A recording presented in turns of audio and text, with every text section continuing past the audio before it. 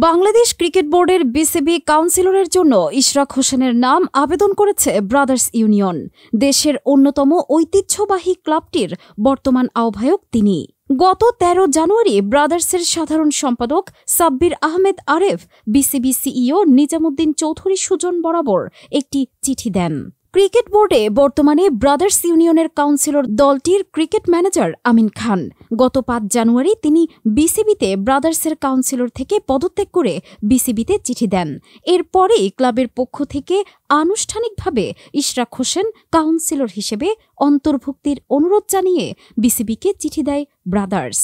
দেশের সর্বোচ্চ ক্রিকেট নিয়ন্ত্রক সংস্থাটির গণতন্ত্র অনুযায়ী কাউন্সিলরদের মেয়াদ ৪ বছর। বিসিবি এই সময়ের মধ্যে সাধারণত কাউন্সিলর পরিবর্তন করতে পারবে না সাধারণ নিয়মে।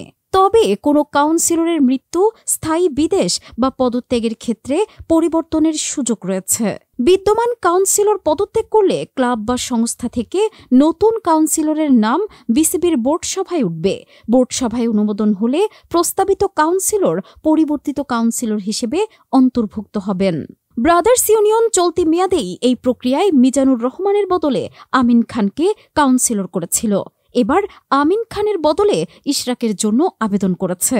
ইঞ্জিনিয়ার ইশরাক হোসেন বিএনপির আন্তর্জাতিক বিষয়ক কমিটির সদস্য ও ঢাকা মহানগর দক্ষিণ বিএনপির সিনিয়র সদস্য।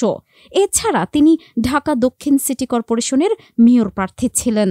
তার বাবা ঢাকা সিটি কর্পোরেশনের প্রয়াত মেয়র সাদেক হোসেন খোকা।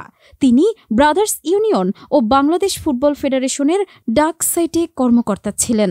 বাবার পদাঙ্ক অনুসরণ করতেই ইশরাক ব্রাদার্সের হাল ধরেছেন। তার বাবা ফুটবল সংগঠক হলেও তিনি ক্রিকেটে যেতে চান। আসন্ন বিসিবি নির্বাচনে ক্লাব ক্যাটাগরিতে পরিচালক পদে নির্বাচন করার সম্ভাবনা রয়েছে বলে জোর গুঞ্জন রয়েছে।